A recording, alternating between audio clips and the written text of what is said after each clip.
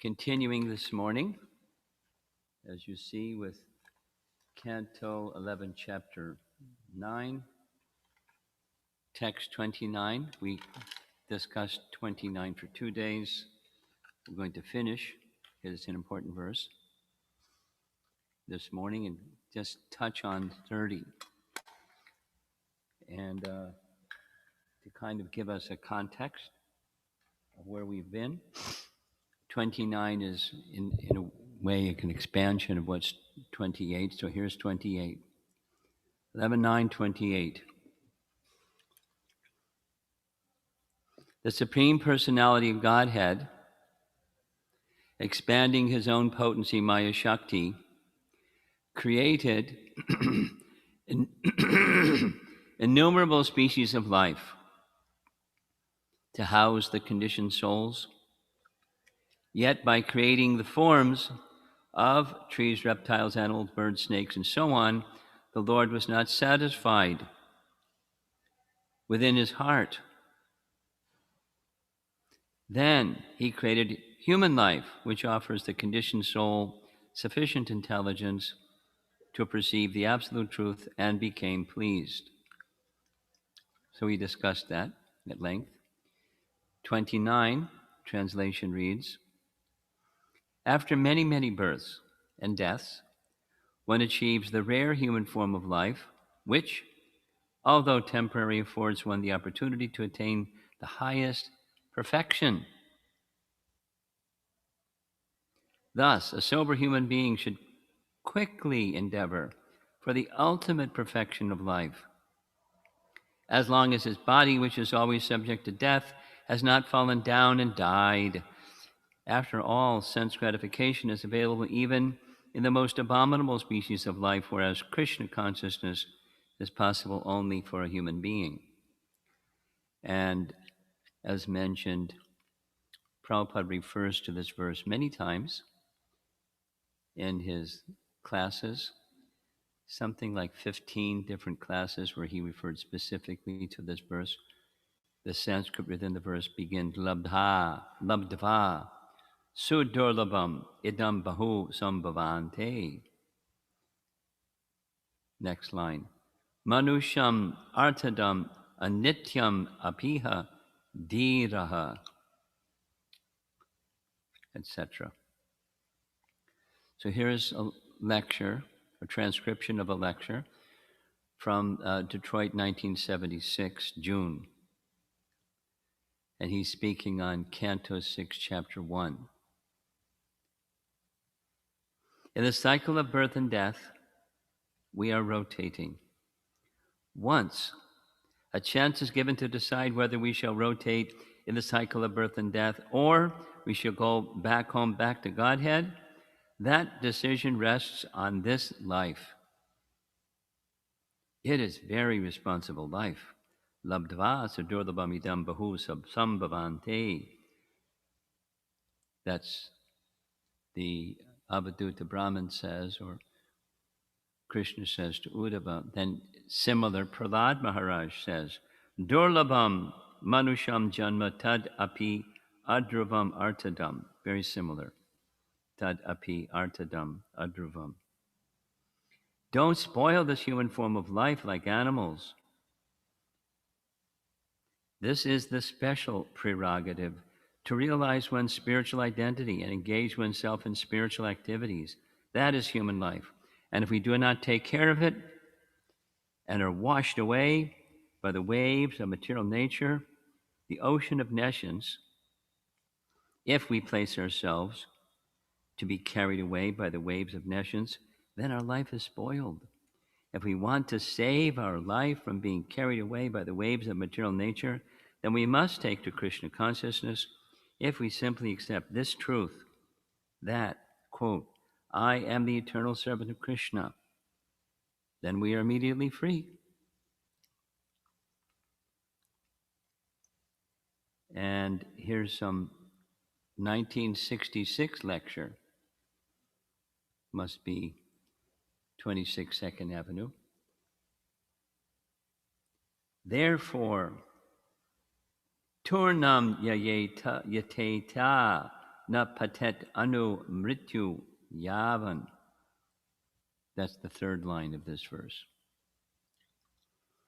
The injunction is that you try to evoke your Krishna consciousness before the next death comes. Death is sure.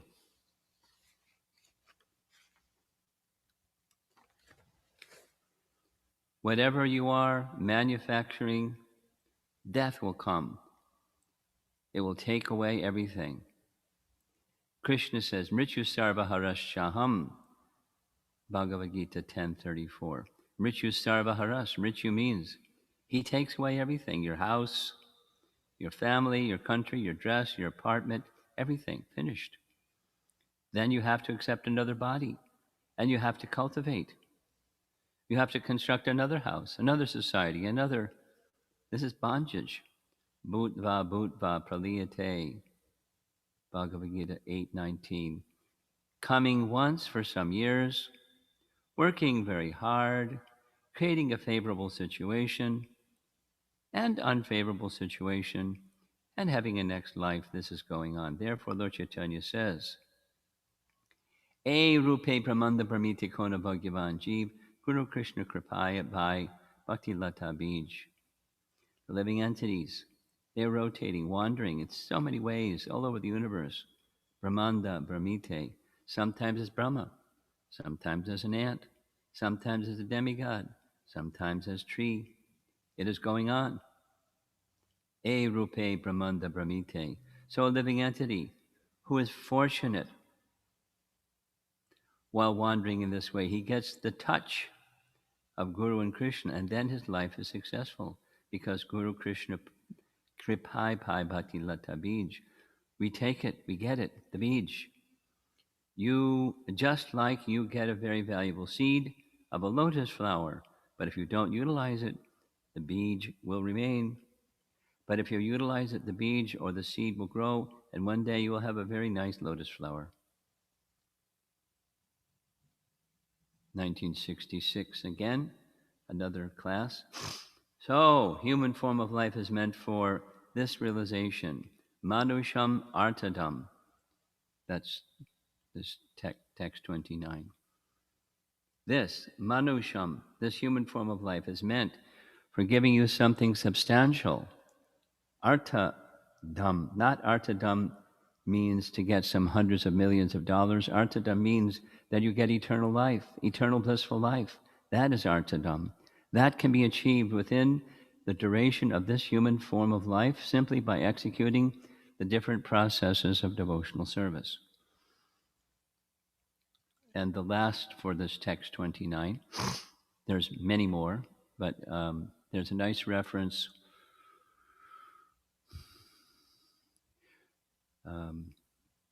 Raghava Pandit. Raghava Pandit is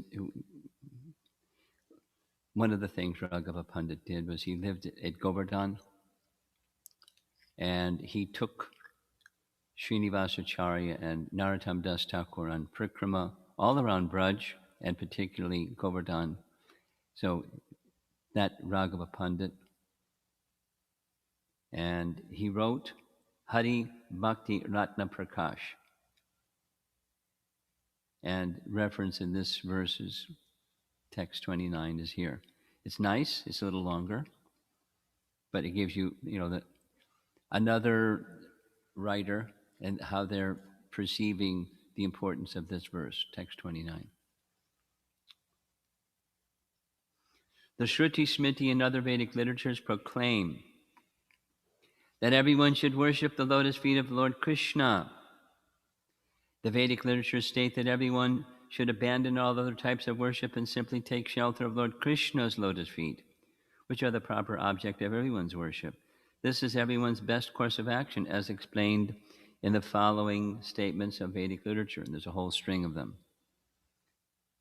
The quote, "The glories of Lord Govinda are filled with the most beautiful nectar of transcendental bliss. One who continuously hears and chants Lord Govinda's glories becomes supremely successful in his mission of human life. Of this there is no doubt. One who unreservedly and with great devotion worships the infallible, supreme personality of Godhead with deeds, thoughts, and words, attains the eternal spiritual world. This is also described in Bhagavatam 2.1.5, where Shukadeva Goswami says, O descendant of Bharata, one who desires to be free from all miseries must hear about, glorify, and remember the personality of Godhead, who is the Supersoul, the controller, and the savior from all miseries. Again, Lord Govinda is the supreme goal to be attained by all living entities, the creator and destroyer of the entire universe, and the real shelter of everyone.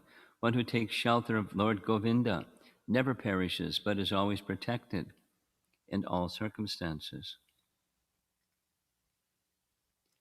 This is also described in the following statement of the Brahma Purana. Quote, O king, just as a person can take whatever fruits he likes from a kalpavriksha tree, in the same way he can fulfill all his desires simply by approaching Lord Krishna. This is also described in the following statement of Brahma Samhita. Abandoning all meritorious performances, serve me with faith. The realization will correspond to the nature of one's faith. The people of the world act ceaselessly in pursuance of some ideal. By meditating on me, by means of those deeds, one will obtain devotion characterized by love in the shape of the supreme service. Brahma Samhita. That Sri Krishna's lotus feet are the supreme object of worship is also described in the following statement of Gopal Tapani Upanishad, found in the Atharva Veda. Quote, two of them. Lord Krishna is the worshipable, all-pervading supreme controller, and although he is one, he manifests in many forms. They who are intelligent worship him. Who stays in his spiritual abode, those persons attain the eternal, transcendental happiness that is not available to others. That was one verse from Gopal Tapani. Then the second one. Of all living entities, there is one who is the chief, and all eternals. And of all eternals, there is one who is the chief. This is, I think, Nityo Nityanam verse. It is that chief living entity who fulfills the desires of the others. Lord Krishna is that chief living entity, the Supreme Personality of Godhead, and always remains in his spiritual abode. Only the devotees who worship that same Supreme Lord can attain eternal spiritual perfection.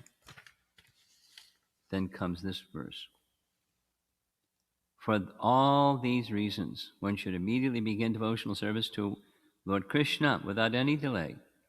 This is described in Bhagavatam, verse 29 that we're reading, where, in connection with the description of his 24 spiritual masters, the Avadhuta Brahmana says, quote, after attaining many births, the rare human form of life, which, although temporary, brings the highest perfection, a sober man should try for perfection and not fall down into the cycle of repeated birth and death. Sense gratification is available in every species of life. And it goes on.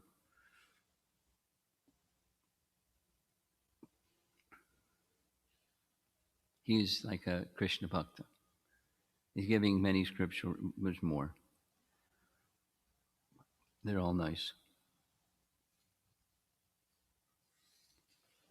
So, human form of life is meant for this purpose. And here comes text 30. And this is going to be quick. It's a short verse and short commentary. Having learned from my spiritual masters, I remain situated in realization of the Supreme Personality of Godhead and fully renounced and enlightened by realized spiritual knowledge, wander the earth without attachment or false ego. That's the Avadhuta Brahmana, text 30. And Bhaktisiddhanta's translation reads, I learned these lessons from my spiritual masters. I remain fixed in realization of the Supreme Lord and fully renounced and enlightened by realizing spiritual knowledge.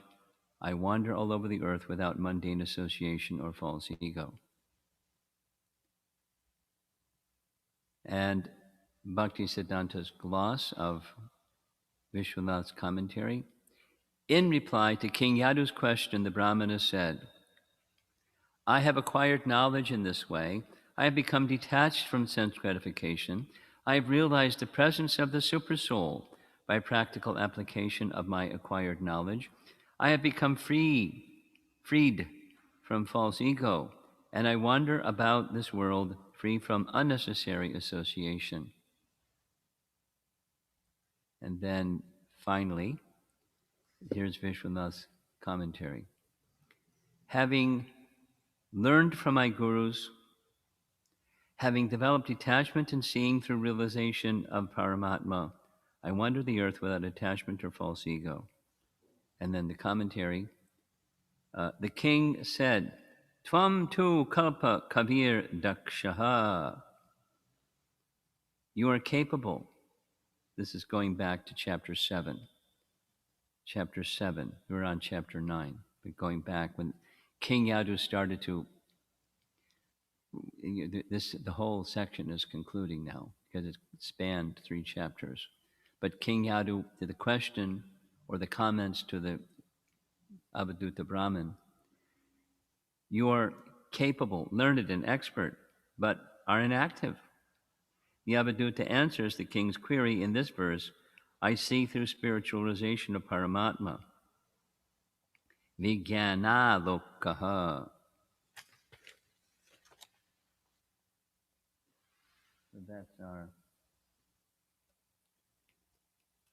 verses for this morning. And I want to show you something really nice.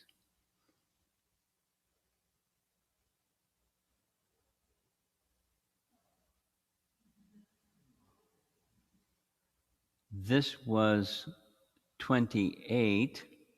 Remember the various species, that verse? Here's the what it's illustrating. The Supreme Personality of Godhead expanding his own potency, Maya Shakti, creates innumerable species, there's some finite number, innumerable species of life to house the conditioned souls.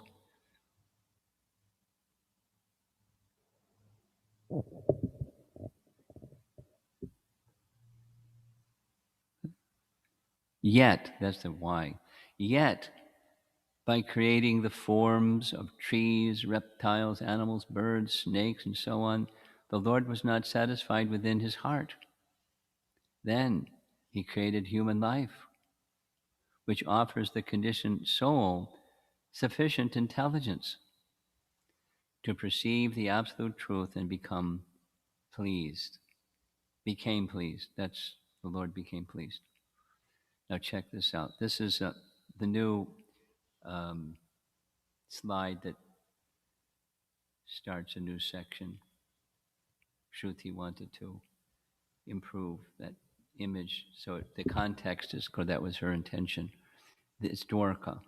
This is Krishna speaking to Uddhava in Dwarka before Krishna's departure. That's Uddhava Gita. And the text for 29, since the valuable human life is not eternal, we should do the needful to achieve the highest perfection. Krishna consciousness. Before death appears, we should seriously cultivate our real self-interest. One can experience Krishna consciousness in the association of devotees of the Lord. So that is meant to show the association of devotees of the Lord, headed by Shukadev, but so many other devotees of the Lord assembled there. Great personalities. And then finally, text 30. Having learned from my spiritual masters, I remain situated in realization of the Supreme Personality of Godhead and fully renounced and enlightened by realized spiritual knowledge. I wander the earth without attachment or false ego. Looks like a renunciate walking somewhere in a forested area, and wherever he may go, he's in touch with Supersoul, serving the Supreme Lord in detachment from a worldly association and no false ego. Now, we heard earlier, I think it was before I got here to Houston, there's one, chapter 8 is given the title the Pingala. Pingala is a prostitute. So there's a lot of verses about Pingala, and the question is raised by the acharyas: how does she get all this realization? And there's different options that are presented. One of the options that presented is she lived in Mithila, and in Mithila there were sadhus. So she associated with some of the sadhus in Mithila, and through their association, she became eligible for the highest stage of bhakti, which she, quickly attained. And another suggestion by our acharyas is that the Avadhuta Brahmana, in the course of his travels, like this verse is showing, one of the places he went, not just in a forest, but he went to Mithila. And when he was in Mithila, by divine arrangement, he took rest under a tree in the yard of Pingala, the prostitute. And Pingala somehow did some service. She brought some water and some edibles, and she did some service. And apparently she heard from the Avadhuta Brahmana transcendental knowledge and it went in. The combination of sadhu sangha and harikatha and Vaishnav seva, she went the fast lane. Really, really, really fast, really quick. Now, that's not normally how it happens, but in her case, it happened that way. She got a lot of mercy, and in her narration, out of the 24 gurus, she's the one that I can recall, the only one that expressed complete dedication to Supersoul. And it was Atma Nivedana for her. She was totally immersed in dedicated devotion to the personality of Godhead. Now, the Avadhuta Brahmana gave his association to her, but he learned from her this very singular focus of dedication on the personality of Godhead. That's one of his 24 gurus. So she became like super detached, and to the material, her unpleasant occupation, and all the comforts that went along with it, the bounty that came along with being, a real successful prostitute. She gave it all up and lived very, very simply instead, and lived a life of total dedication to,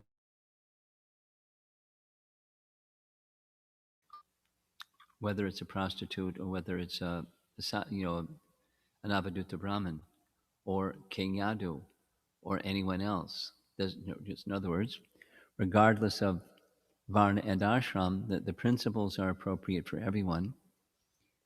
As the image is telling us, or the context, it's Uddhava. Uddhava wants to know.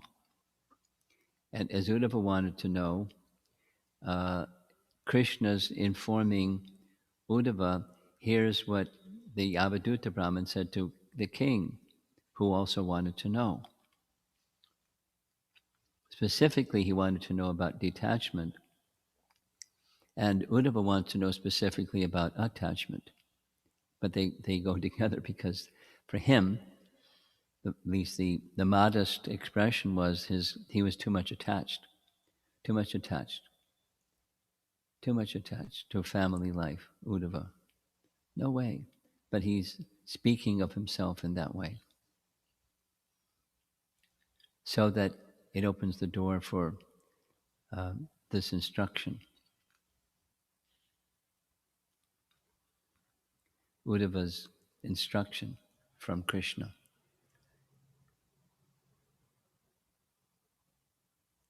So it wasn't pretense, it was a genuine feeling. And devotees have those genuine feelings. Even they may be very advanced. And for most of us, we're not so very advanced. So we may say those things, and it's not just humility, it's a statement of our understanding of our position. Is there hope?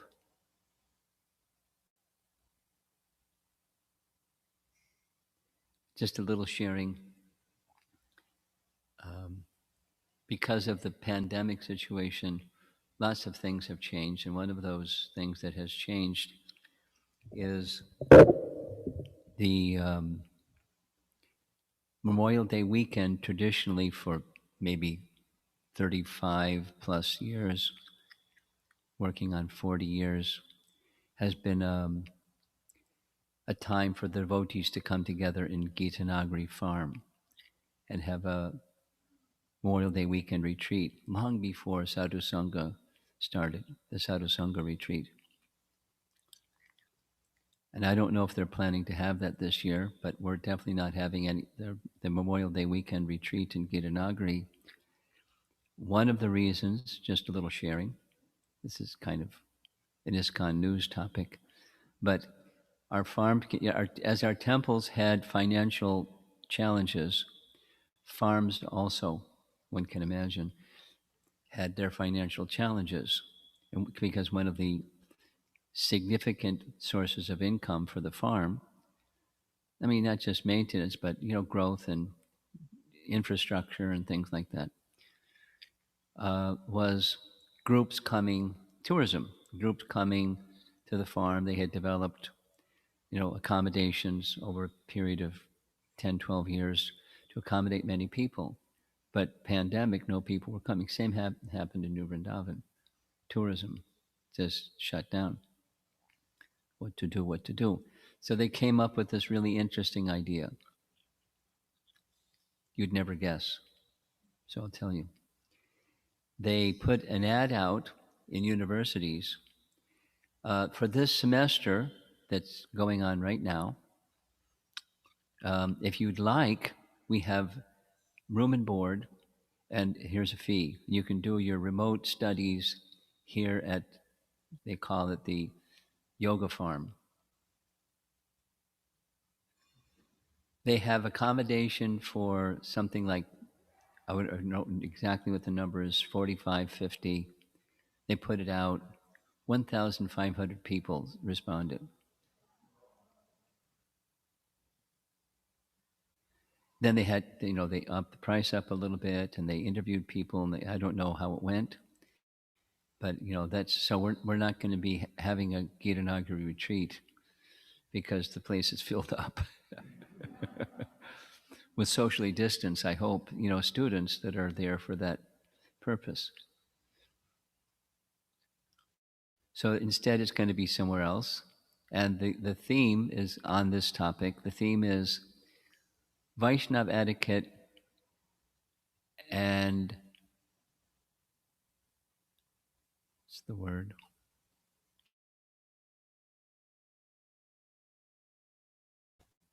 Are both possible? For younger generation people, got to be authentic. And that means I got to be myself, and conformity, forget it, man. I'm going to be myself and all of that. So the principle doesn't change because times are modern. So that's our topic. There's Pingala, a prostitute. There's Avaduta Brahman, how different can you get? And there's a king. And there's Uddhava. And there's us. And is it possible to be authentic, to be like who we really are?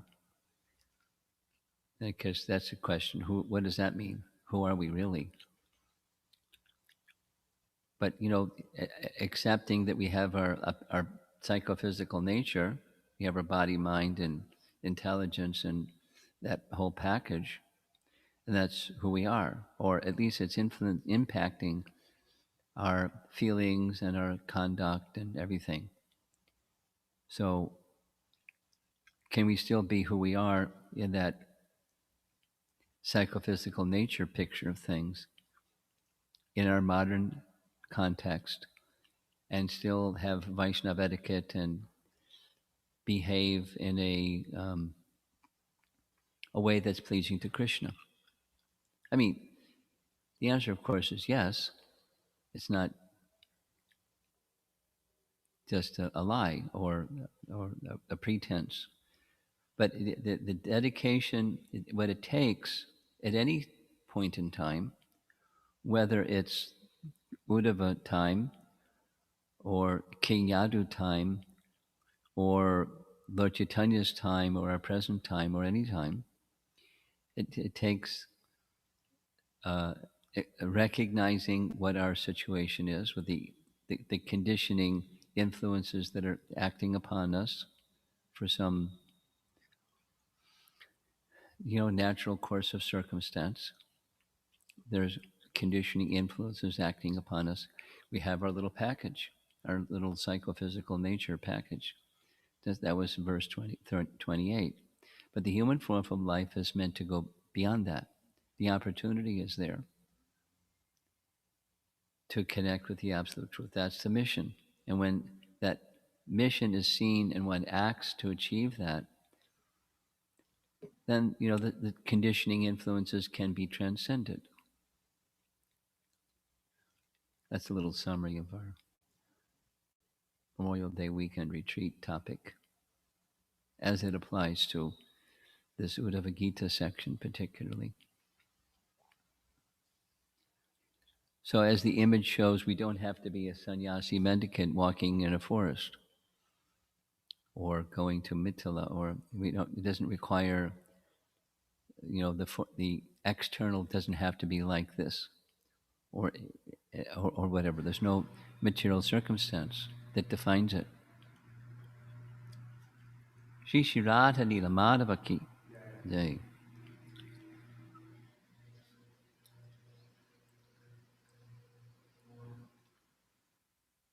We're missing the brahmacharis. It doesn't feel the same. Please come back, oh brahmacharis, wherever you are. Let's see if there's some discussion.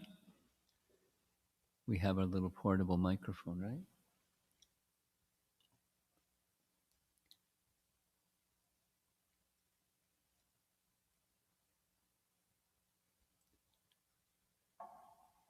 Shamasundar isn't here either. He always has something. Looking to you for something. You got something? Anyone? Oh, Sarva's got something.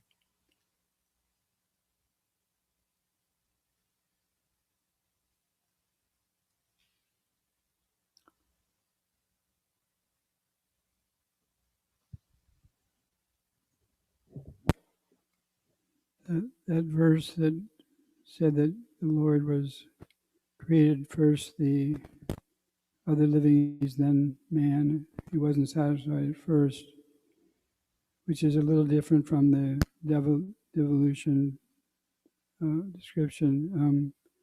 Could both be somehow possible simultaneously?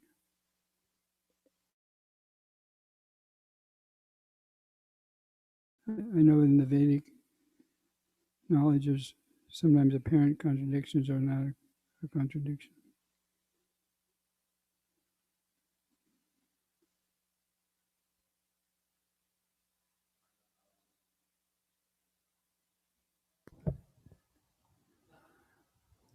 You got it? Speak loud.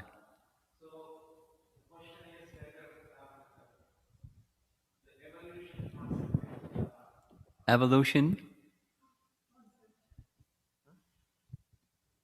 Go ahead, speak. So Prabhu is asking that in this verse 28, 28. it said that the living entities, basically there are all these different forms of the living entities, and then the human being, Yeah. and the other concept is the human being first. Come right? first. Yeah. So is it possible that these both theories or both philosophies can somehow coexist or correlate, or there is? I had the same question. And I meant to write to Druta Karma because this is his thing. Human devolution, he has a whole book on it. So, how does human devolution fit with text 28? I didn't write to him. And I don't see how they correlate, but he may, because it's something he lives with. He's writing another book. I mean, he's really absorbed in this topic.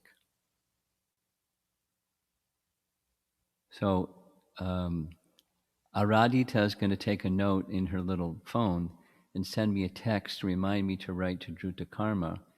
And when I get the answer, I'll send it back to Aradhita and she can inform you. Because I don't have an answer. I had the same question. I mean, I expressed it differently, but you said it very politely. It's a contradiction. How do you resolve that contradiction? That was my picture. Sarva, you got to follow up.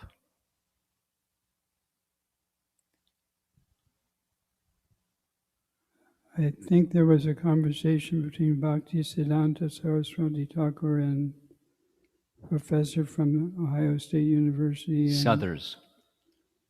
Professor Southers. And Bhaktisiddhanta gave the idea of the incarnations from the fish. Yes. But that's in relation to incarnations, it's not species of life. Yeah. That's a very complicated, me to summarize that was. Very complicated, very elevated. Okay. Anyone else? I have a question. Okay. You mentioned in one of the statements that you mentioned is that this Avaduta Brahmana, I guess his final realization was about super soul. Yes.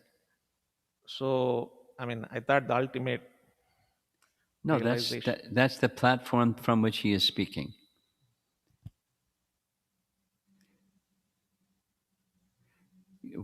Does he have capacity or does he have realization beyond that? There's no indication one way or the other.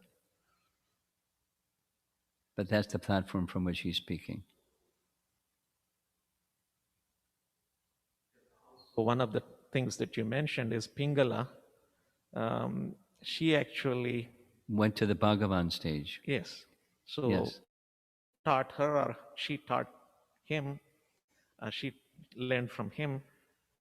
Either way, it would make sense that he has Bhagavan realization also. And it's certainly possible for someone who has Bhagavan realization to be taking inspiration from Super Soul. So it's a subtle point, and you know, there's no point to conjecture what his realization was unless there's some realization. It's intuitively reasonable. Who can say? Unless we hear some definitive statement. Online?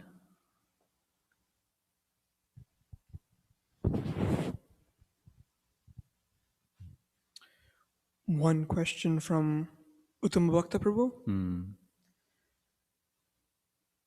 Anyone other than a pure devotee is affected by the environment in which one lives besides the psychophysical nature. Yes. Therefore, it will be that much more effort and mercy is required to stay the course. Yes. Is that correct? Correct.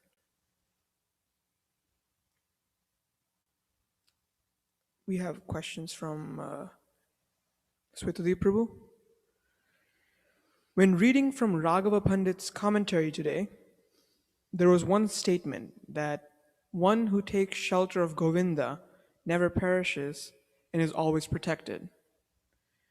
When I see some pure devotees not being bodily protected, like in the present situation from COVID, my faith in this statement becomes shaky. Why? Can you help me understand Why about does your faith protection? become? One is protected doesn't mean you never stub your toe. It doesn't mean, you won't die. The machinery is temporary. Protected doesn't mean the machinery becomes eternal and never gets any bumps. That's not what it means. So understand carefully what it does mean. What does it mean? It means on the platform of the soul is spiritually and eternally connected to the Supreme.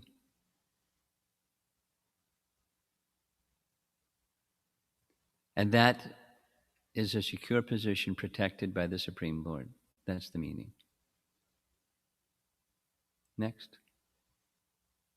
Anything? I believe Uttama Bhakta Prabhu added You a got to follow up.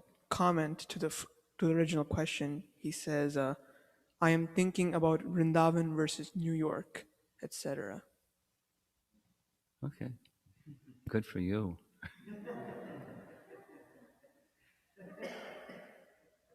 Keep going. Anything else? Okay. Srila Prabhupada ki jai.